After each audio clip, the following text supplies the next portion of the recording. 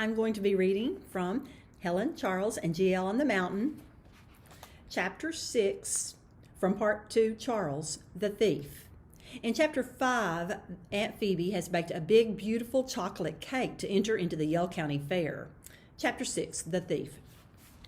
When Uncle Frank pulled the horses to a stop at Russell's General Store in downtown Belleville, the children all leapt from the wagon as if they had money to spend there.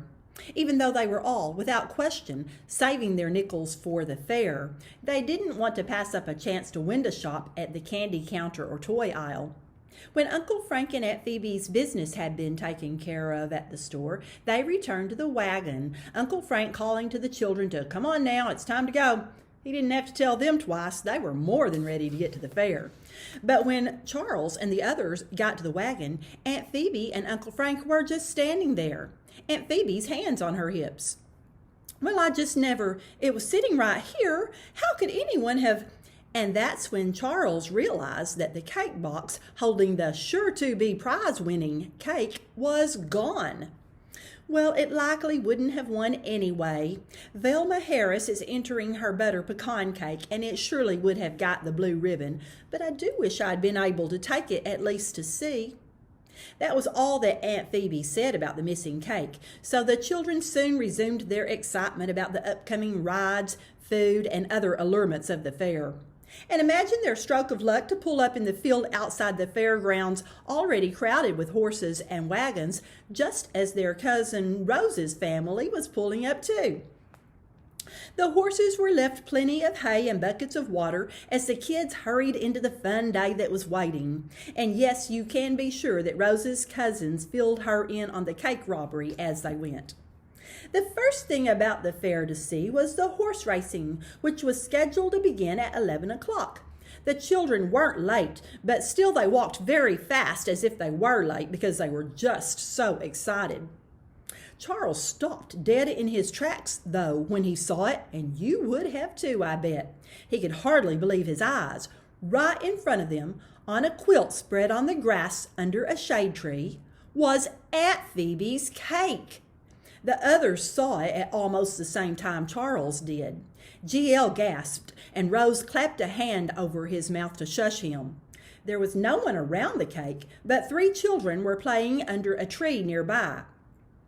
Charles knew what had to be done and wasted no time in marching up to the quilt, snatching the cardboard tray which held the cake, and walking back to join the others. "Hey, what are you doing? You get back here with that cake I bought. That's my sister's birthday cake." Uh-oh. Charles didn't stop long enough to answer the thieving, lying boy who was stomping their way. But Nancy and Helen and the rest of the kids all yelled things like, "It's not your cake," and "That's my mother's cake to enter in the fair," and "You're a liar." Their accurate words did nothing to stop the little robber, though, and he picked up rocks and started chunking them right at the children as he came. Nancy picked up a handful of rocks to prepare to chunk back at him. Of course, they couldn't run with Charles carrying a cake. Well, what else was there to do under the circumstances, Nancy may have thought. The boy stomped back to the shade tree where his sisters were waiting open-mouthed. Charles and the others stopped to catch their breath. What about the horse races?" Frankie was the first one to notice a problem here. It was dawning on Charles, too, that it would be quite difficult to carry a cake to the horse races. But if they took the time to take the cake to the judges' building now, they would miss the races. The box was sitting right there by the cake. Go back and get the box to carry it in.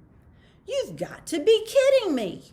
But Charles could see by the look in her eye that Frankie was going to be stubborn about this. And that is how the children came to be hiding behind the trees, waiting for the mean boy and his sisters to leave so they could steal back Aunt Phoebe's cake box. Charles was feeling achy from crouching behind the tree, itchy from the tall grass, and mad from knowing they were about to miss the horse races. Not to mention he was having to hold a cake the whole time, when the bad boy's mother appeared down the road. She was calling to her kids to hurry before they missed the horse races. But the two little girls were arguing amongst themselves. Charles bit his tongue to keep from whispering out loud, "Look, they can't even get along with each other." "It's my turn. You had them all morning." "No, I haven't. I just got them. You had them till we got here." "I'm gonna tell Mama."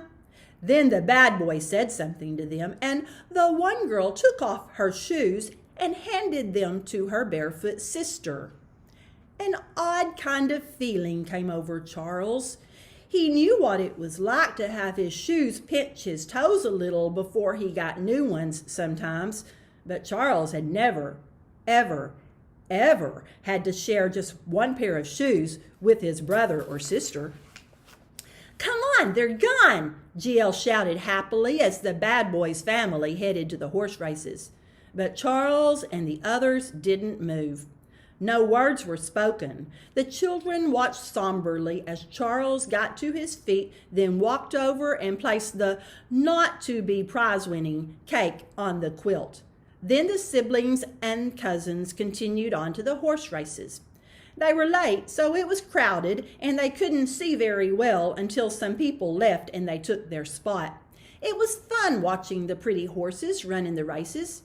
They didn't see the boy or his sisters any more that day at the fair, or in fact, ever again.